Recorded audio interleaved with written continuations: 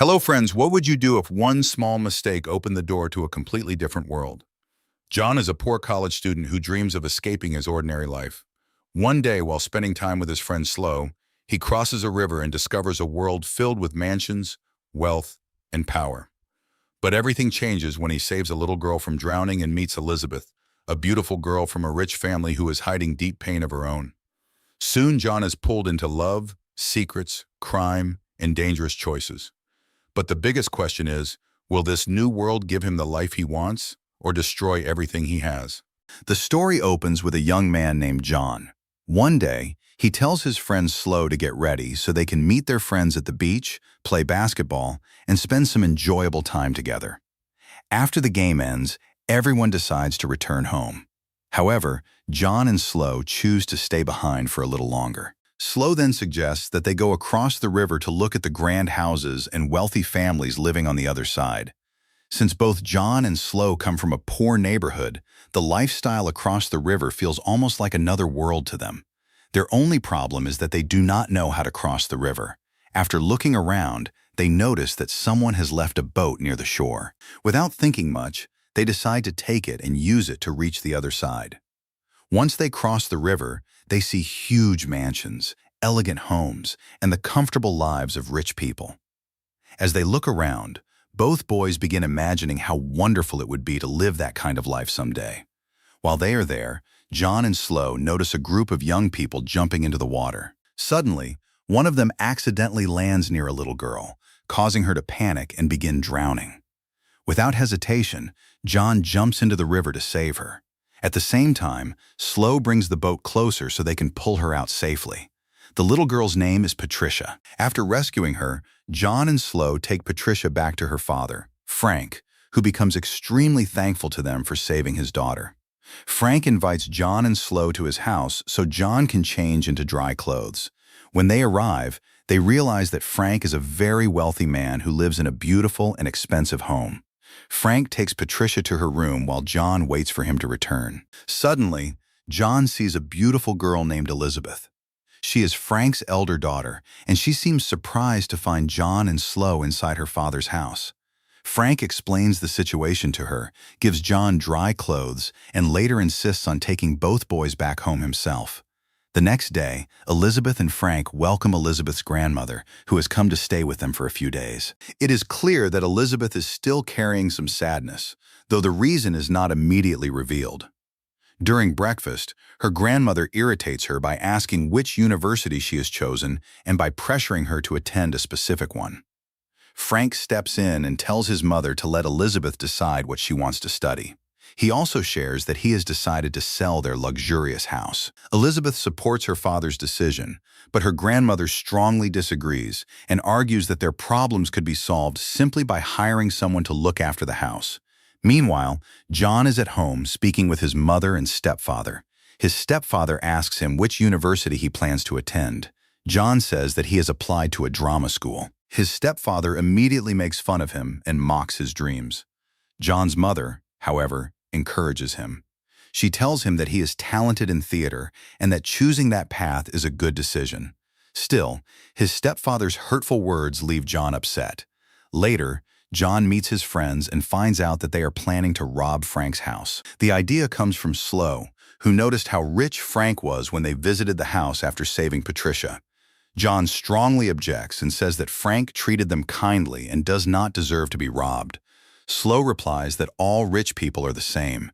John cannot convince them to stop, and although he disagrees, he ends up going with them. When they reach Frank's house, Slow tells John that if he does not want to take part in the robbery, he can stay outside and keep watch.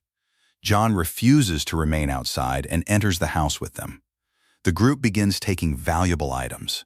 John goes into Elisabeth's room and looks at her belongings and photographs. Slow then interrupts him while holding a gun he has found in Frank's office. John tells Slow to put the gun back, but Slow refuses. Their disagreement begins to grow. At that moment, Frank returns home with his daughters and notices that the lights are on. He tells his daughters to stay in the car and goes inside to check what is happening. Realizing that Frank has arrived, John and his friends immediately escape without being seen. Frank discovers that the house has been robbed and that the gun is missing, so he calls the police and reports the theft. The next day, John receives a reply from the university and finds out that he has been accepted. A few days later, he prepares for his first day. When he enters the classroom, he feels excited and amazed by the university atmosphere. Then he is surprised to see Elisabeth in the same class. He feels shocked, nervous, and happy all at once. After class, John speaks to Elisabeth, and she remembers him as the boy who saved her little sister. John notices that Elisabeth seems sad, but he does not ask her about it. Later, another student tells him that he has known Elisabeth for a long time and explains that her mother died a few months earlier. Because of this, Elisabeth has been struggling with grief and depression. John goes home thinking about her and even searches for her on social media. At the same time, Elisabeth also looks for John online and tells her father and sister that he attends the same university as her. Patricia becomes very happy and asks Elisabeth to invite John to her birthday party. Back at home, John has another conversation with his stepfather. His stepfather offers him money if he needs it, warning him not to get into trouble with his thief friends. John becomes angry and answers him disrespectfully. The next day, Elisabeth is upset during class, and the professor scolds her in front of everyone. She leaves the room, and John follows her to calm her down and offer comfort about her mother's death. Elisabeth, however, becomes angry with him without a clear reason. The following day, John apologizes to Elisabeth. She accepts his apology and invites him to Patricia's birthday party. John agrees and gives her his phone number so she can contact him. When John returns home, he tries to stand up to his stepfather, who accuses him of being dependent and useless. One of John's friends steps in and threatens the stepfather with the gun stolen from Frank's house. Afterward, he helps John, and John thanks him. The next day, John goes to Patricia's birthday party. He congratulates her and then meets Elisabeth. She takes him to her room so they can sit quietly away from the noise. It appears that Elisabeth is slowly becoming interested in John. They agree to go out together the following day. After the party, John says goodbye to Elisabeth and returns home. There, he is shocked to find his mother crying because her husband has divorced her. John stays with her, trying to comfort and support her. Meanwhile, Elisabeth cannot keep her plan to meet John because she has to stay home and look after her little sister. She calls John and tells him that her father has asked her to remain at home. She invites John to come over instead. John agrees and asks his friends to drive him to her house. However, his friends insist that Elisabeth should come out with them rather than stay home. Elisabeth eventually leaves her sister at home and goes out with John and his friends to enjoy the evening. Later, John drives Elisabeth back home. Elisabeth asks him to stay with her near the pool for a while, and John agrees. Suddenly, Frank arrives, and John panics. To avoid being seen, he hides underwater. After Frank leaves, John comes out, says goodbye to Elisabeth, and goes home. The next day, John wears stylish clothes and a valuable watch that Slow had left with him for safekeeping. John attends a party and meets Elisabeth there. The two spend a happy time together. After the party, John tries to take Elisabeth home, but a group of thieves stops them and demands their belongings. John refuses to hand over Slow's expensive watch. The thieves attack Elisabeth and threaten her, forcing John to give up the watch. Elisabeth becomes angry and refuses to speak to him. Frank arrives to take his daughter home and tells John to stay away from her. At home, Frank orders Elisabeth not to meet John again. Elisabeth refuses to accept that command. She says that being angry with John does not mean she will never talk to him. Frank tells her that John is poor, has lived in slums all his life, and that the attack was probably not a coincidence.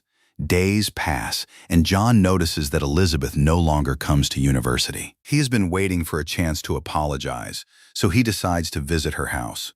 Elisabeth allows him to come in without her father knowing. John apologizes for everything and confesses that he loves her and cannot imagine life without her. Elisabeth also admits that she loves him. From that moment, they grow closer and begin a relationship. For some time, John and Elisabeth are happy together. Then Slow calls John and asks him to return the expensive watch he had given him. John meets Slow and tells him the truth. The watch was stolen. Slow becomes furious. He explains that the watch was very valuable and that he planned to sell it to repay dangerous criminals who might kill him if he fails. John suggests stealing expensive equipment from the university studio and selling it to get the money. They go ahead with the theft. The next day, Elisabeth receives a strange message from John. In it, he says that he does not deserve to be with her and that she deserves someone better. Elisabeth becomes confused and cannot understand what is happening. Soon after, she learns that recording equipment has been stolen from the university. She also finds out that the thieves entered through a hidden ceiling entrance known only to John and a few of his friends. Elisabeth tries to convince herself that it is only a coincidence. When Elisabeth returns home, Frank shows her surveillance footage from the day their house was robbed. The video reveals John and his friends inside the house. Frank explains that he did not report John to the police because John had saved Patricia's life. Elisabeth thinks back on everything and realizes that John was involved in the robbery. This breaks her heart, and she falls back into deep sadness. A few days later, Slow tries to comfort John, who is suffering because of everything that has happened and because of his separation from Elisabeth. Suddenly, Slow gets into an argument with a criminal on the street over unpaid debts. The criminal shoots Slow and kills him in front of John. John collapses emotionally and decides to take revenge for his friend's death using Frank's stolen gun. However, John's third friend calls Elisabeth, hoping she can stop John before he destroys his future. Elisabeth rushes to the place where John has gone and is surprised to see the police already there. She learns that John had gone there intending to kill the criminal, but at the last moment, he changed his mind and called the police to confess everything. The police arrest the criminal who killed Slow. They also arrest John because he is carrying the weapon.